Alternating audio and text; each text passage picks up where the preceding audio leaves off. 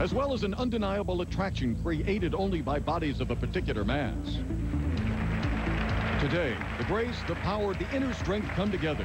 From Hollywood Park Casino, it's the North American Sumo Wrestling Championships. Hi, everybody. I'm Tony Revis. Welcome to Inglewood, California for the North American Sumo Wrestling Championships. Obviously, sumo wrestling is a sport of giants. And yet, as they try to make their way onto the Olympic program in the next millennium, sumo has included a lightweight division and a middleweight division as well. In fact, just last year, Bill Thompson of Canada, the middleweight champion, defeated Sione Pelotu, the heavyweight king, in the Open Division Championship. And yet this year, Thompson did not even qualify for the Canadian team. Joining me again this year is John Jacks, longtime sumo coach and former competitor. John, we begin with the lightweights. That's under 187 pounds. And in the semifinals, a couple familiar faces. Yeah, we've got Andy Ruggiero, champion last year, Jason Neer, the runner-up. Both these guys have judo backgrounds, as most of the athletes do. They participate in other sports besides sumo. In our first semifinal, Jason Neer on the left from Canada, Nick Yonezuka out of New Jersey. And both these men have won 2 bouts to get into the semifinals.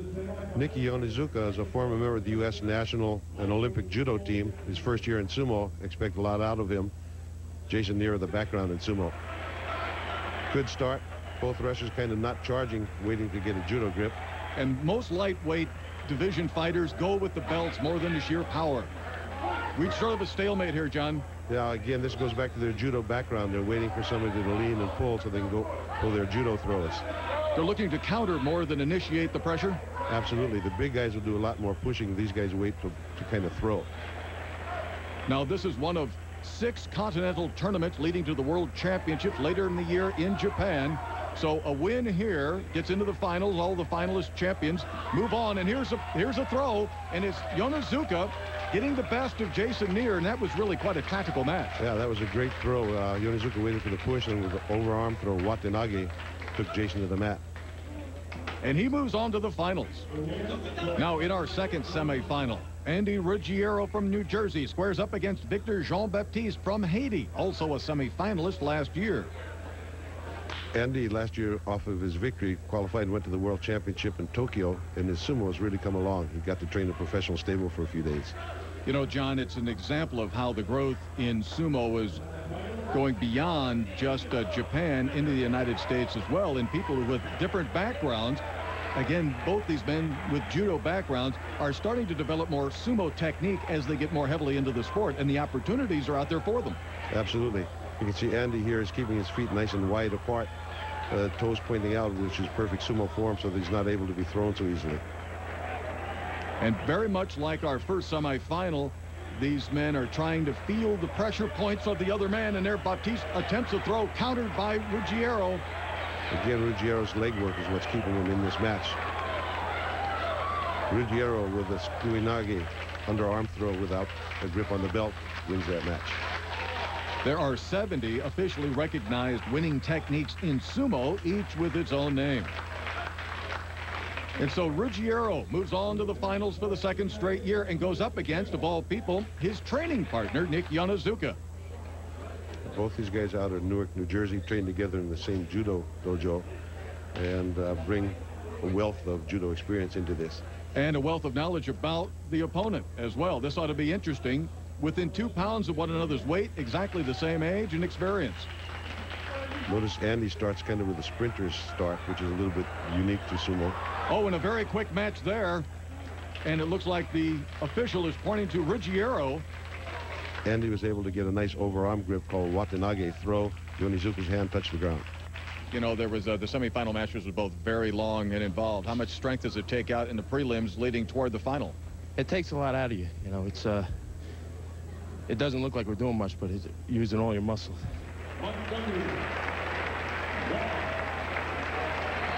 The buff middleweight, 188 to 253 pounds. Up next, stick with us.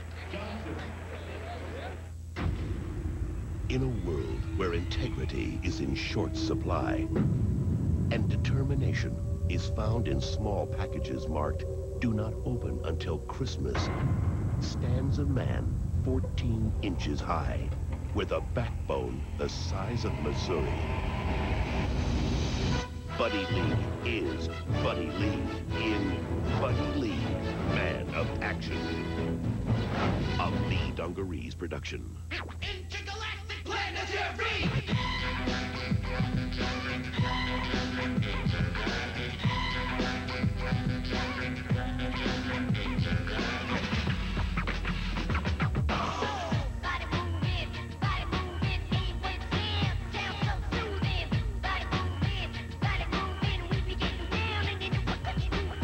Beastie Boys, Hello Nasty, out now on Grand Royal Capitol CDs and cassettes. Some guys are born romantics. Who's looking at you, kid? But for the rest of us, there's K Jewelers. For over 80 years, we've traveled the world hand-selecting only the best for you. K Jewelers diamond solitaire necklaces in 14-karat yellow or white gold start from $99.95. Just looking at you, kid.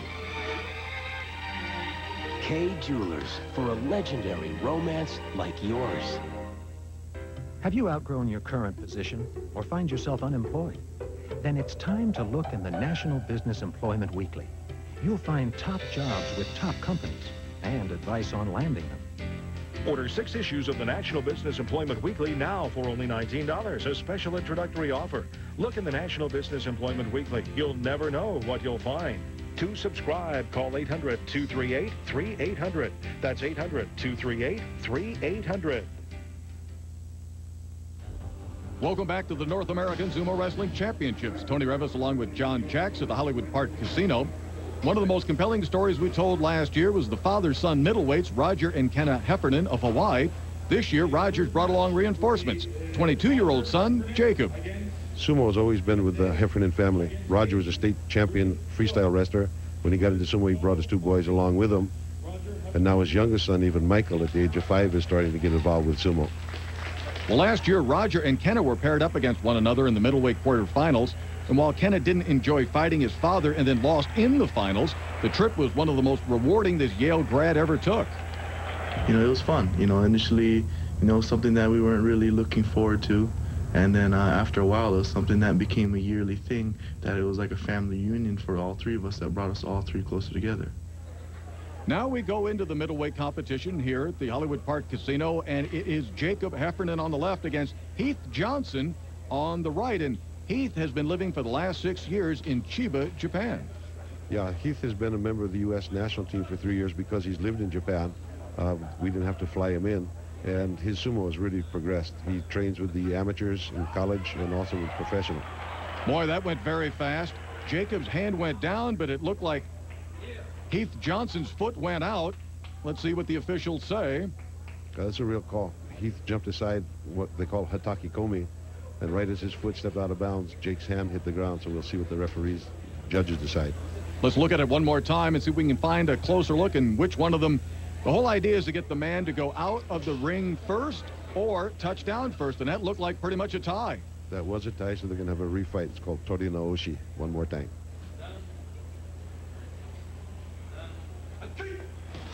Oh, my, a tremendous headbutt. Jacob nailed Heath Johnson, but Johnson maintained his focus and won the match. With his training, Johnson was able to stay low to the ground, and that's what won him the match, his body position. Lucky he didn't leave blood on the mat. And that brings us to the semi-finalists, and Kenna Heffernan has made it this far. Ron Angus from Canada, Johnson and Harvey Wong, another friend of yours from Hawaii. Yeah, Harvey was a great football player, and he's been involved with sumo for 2 years. Did real great last year in the national championship. First time in international competition versus the Canadian Angus. Harvey's known for a big hit at the start, so I'd say watch for Harvey to blast, come firing out of the blocks. He was a good lineman. He used to fire out real good, and he uses that to his advantage. He's also got the look. Yeah, it looks like he's almost got that official chomagi that the professional wrestlers wear, but it's just a stylish haircut. Boy, he did indeed come firing out. Angus gets taken to the mat, but Angus, well, look at disappointment. Wong just dominated him. Yeah, it looked like Angus wasn't quite ready, and again, Wong with his big hit just took him right out of the mat. There wasn't even a chance for Angus to save himself at the edge there. And now the second semifinal, a match I'm looking forward to quite a bit. Heath Johnson against Kenna Heffernan. Johnson right at the 253-pound limit. His family is in the stands right behind where Kenna is lining up and squatting. This should be probably the premier match of the lightweight, middleweight division. Johnson and Heffernan, I think, were odds-on favorites to take this coming in. Well, you can see that Johnson's really pumping himself up. Here we go. Both wrestlers are kind of cautious there. It was a slow start. And with Oshidashi, a nice hand thrust, Johnson the winner. And Heath is married to a Japanese woman, and as you said, has been training with both amateurs and professionals in Japan. We asked him about how he's been received over there. Everybody's been very respectful to me, and I guess I'm maybe a little bit unusual, a little bit rare to be competing in Japan, and so I think people like that. You're the best damn redhead in Japan. I hope so. Well, that brings us to our middleweight championship bout. Johnson on the right, Wong on the left. And John, do you think that Heath Johnson beating Kenna Heffernan makes him the favorite? Oh, absolutely. I know Harvey's going to fire out here. He's going to come 100 miles an hour, and Heath's seen him already, so I wouldn't be surprised if Heath anticipating that. So this should be an exciting match right here, but I'd go with Heath right now. Big squat down, shikiri position. One hand down, then the second, then the match begins. And there's the fire out by Wong, handled well by Johnson at the beginning.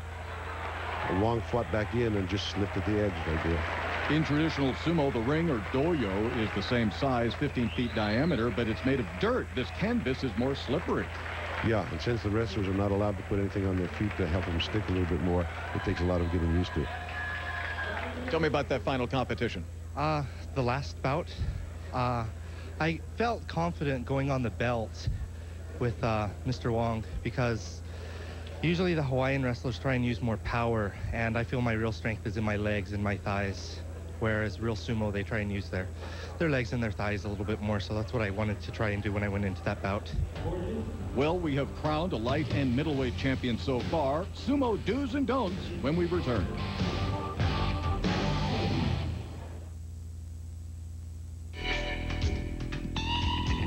You don't get in this kind of shape running on a treadmill. You do it with strength exercise, and I do it with a Bowflex.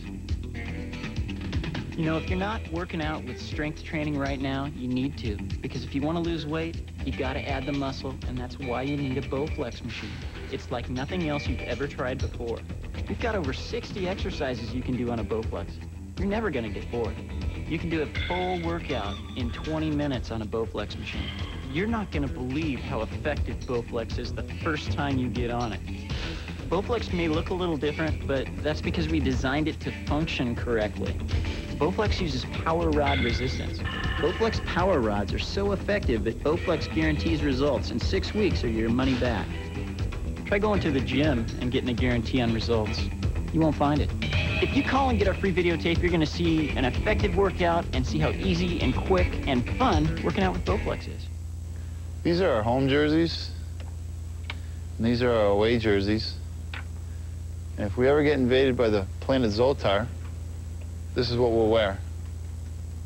But hopefully that's not going to happen.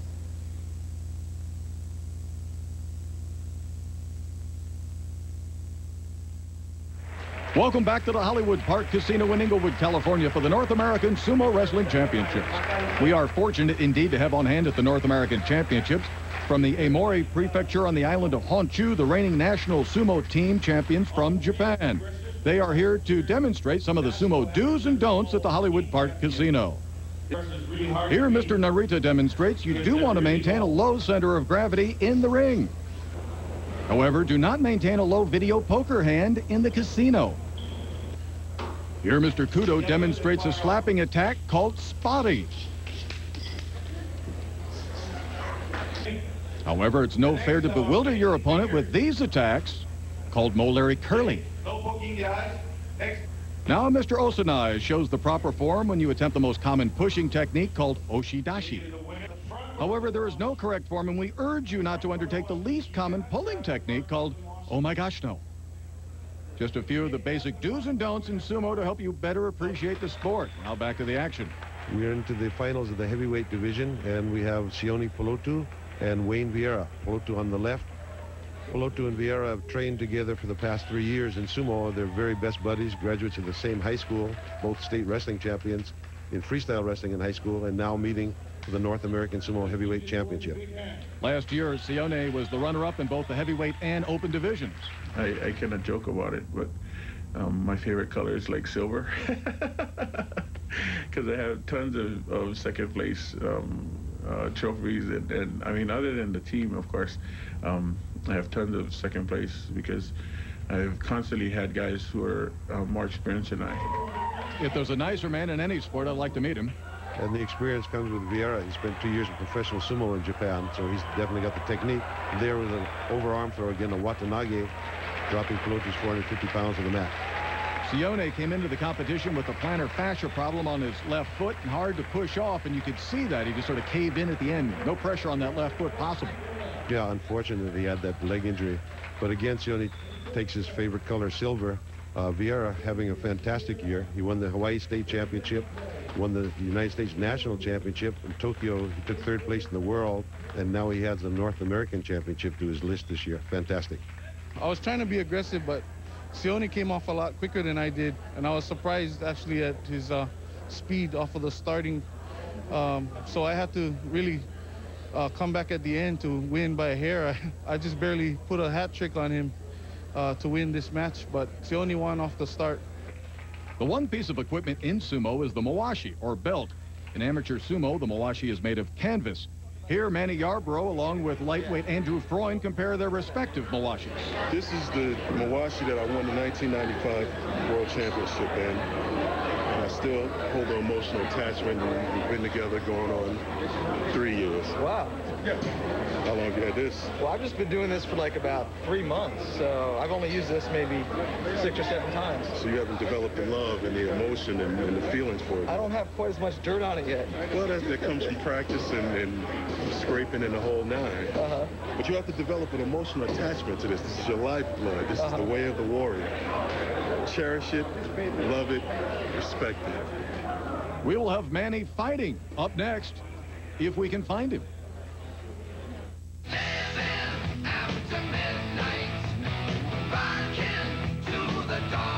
If you like rock music with some juice, we've got it covered.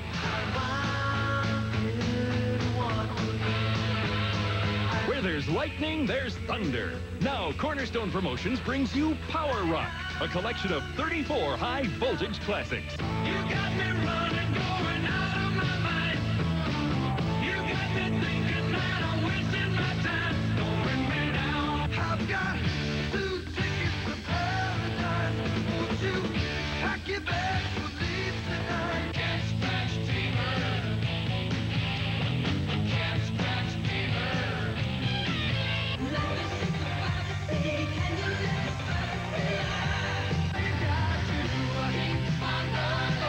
Power Rock features 34 of the legendary bands and greatest hits of classic rock, all in one hot collection.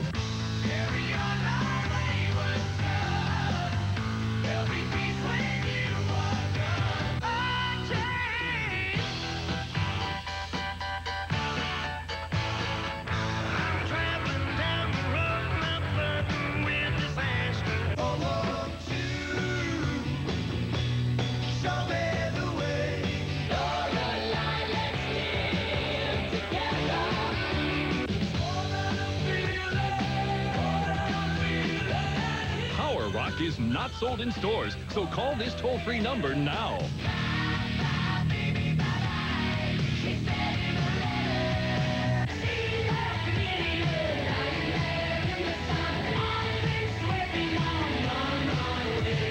Call this toll-free number now for Power Rock. 2 cassettes $19.98, 2 CDs $26.98 plus $4.95 shipping. Call now.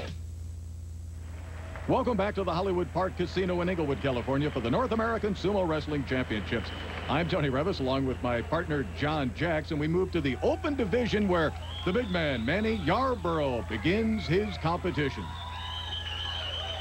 Manny was the world champion in 1995. Last year he took 2nd place again, so he's definitely one of the top in the world and definitely America's top sumo wrestler right now. I don't think they realize the camaraderie and the sportsmanship. I mean, I think they just see 2 big guys bumping bellies, but I don't think they really get to see the skill or even the drama. I mean, each match that you see, I've said it over and over, it's not the size of the man in the fight, but the size of the fight in the man. And this is the epitome of that.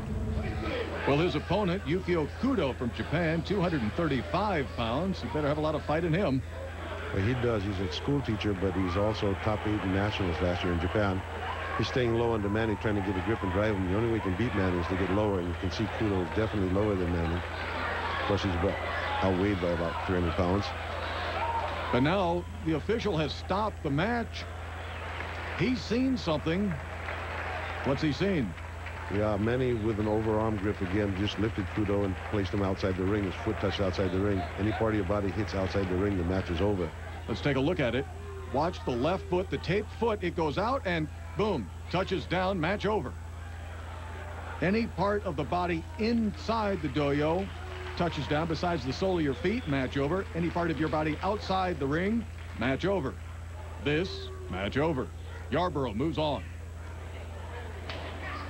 Here's Poli Liua, one of the top powerlifters from Hawaii, pumping up, getting ready for his upcoming match. And his opponent, maybe the toughest man the Japanese have brought over, Takahisa Osanai. Second place last year in the All-Japan Sumo Tournament. And Osanai is captain of the Nihon University Sumo team, probably the top collegiate sumo team in all of Japan. So this will be power versus technique. Now, as Poli goes down into his squat and Osanai follows, we realize, look at the flexibility of Mr. Osanai compared to Liua. This is not necessarily a genetic gift. It's something the Japanese work on, and as Wayne Vieira tells us, it does not come easily. In order to be that flexible, you have to endure a lot of pain. They put you in a split position and they force you down, force your head down to touch the floor in front of you. And as soon as your head touches, your growing muscles tear. And it takes a month to 2 months to heal. There's a lot of bruises in your growing area, and it's very painful. Here's where you can see flexibility important. Liua squats about 725 pounds, yet he's not able to get as low as Osanai. So I think we can see Osanai come really low across. And that's just what happened. Osanai stayed lower than Liua, got the grip on the Mawashi and straight Oshidashi right over the edge.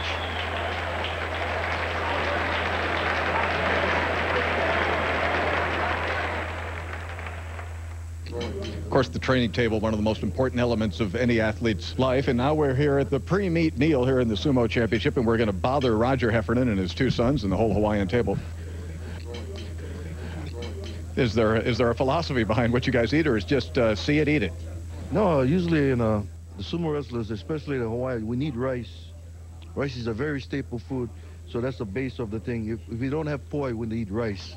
So in California, we have rice, so we eat rice, shrimp, sausage, chicken, bacon, eggs. This is a meal. Okay, that's easier to ask. What is it that you guys don't eat? Well, we'll get back to Roger on that question a little bit later in the program. When we return, the Open Division semifinals. Stick with us.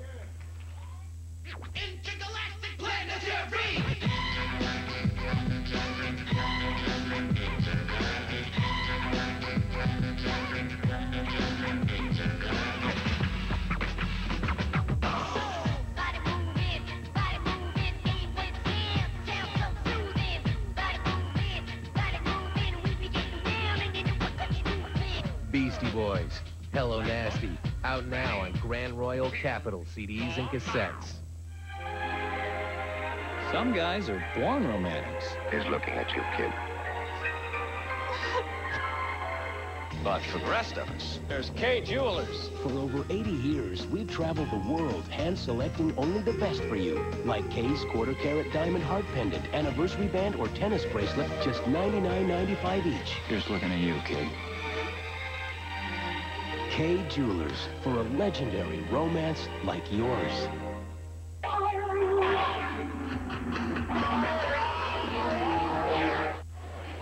Welcome back to the North American Sumo Wrestling Championships from the Hollywood Park Casino in Inglewood, California.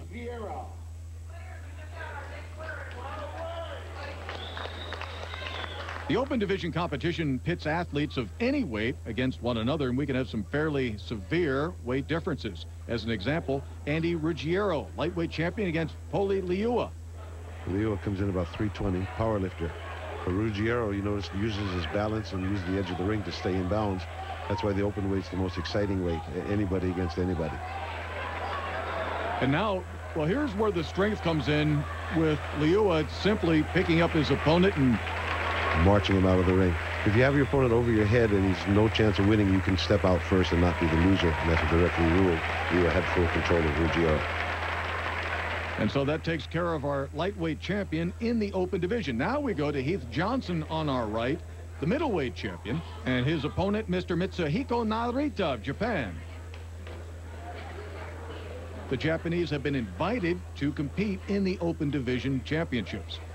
And this should be a good match for Heath because Narita's got a lot of technique, but he's not overpowering, so Heath might have a good chance here to beat Japan. Touchy eye, the touch of the hands. Narita staying low, getting a grip. Well, look at that. The power, as Manny said, is definitely in the fight of the man, not the size of the man. Narita just straight driving him backwards out of the ring. And that is where the power of the legs and all that training 6 days a week, 5 hours a day of the Japanese comes into play as we look at our open division semi-finalists. Number one, Yarborough at 700 pounds. The big man there. And, of course, Vieira, 330 pounds, going against Osanai. Yeah, Yarborough should have a great match here. His opponent has trained with many times Montgomery, an ex-pro football player for a couple of years. Has a big hit, really comes across fast, so Yarborough doesn't like the small guys. But a big hit against a 700-pound weight, is that effective? Well, it's a big, fast hit. So what he's going to try and do is get in there, Montgomery, as fast as he can and sting Yarborough before Yarborough gets moving. Once Manny gets up and stabilized, then it's pretty hard to beat. Let's see what happens. Here we go. Well, Yarborough stood straight up at the beginning of that bout, and Montgomery sort of pushed forward, and then Manny just pushed him down. Yeah, with Manny's bulk, he's able to absorb that attack. He just waited, and when he pushed really hard, Manny just stepped back, and Montgomery hit the ground. Called Hataki Komi, a slap down from the front. Well, Manny got through that round with a fair amount of ease. But now Mr. Osanai, again second at the All-Japanese tournament last year, making him quite a power in this sport. You said Johnny may be headed into the professional ranks later. Yeah, there's a talk of him definitely going professional ranks, and he's going against a former professional wrestler in Wayne Vieira from the United States, out of Hawaii. This should be a good match. Hopefully, if Wayne gets a good start, he's got a good chance of beating Osanai. Well, I'd say Osanai is the favorite. Both hands touched. The match begins. Vieira with a big hit. Osanai backs away and gets a grip now on the Mawashi, drives to the edge, and with that leg power, squatting and lifting, out he goes.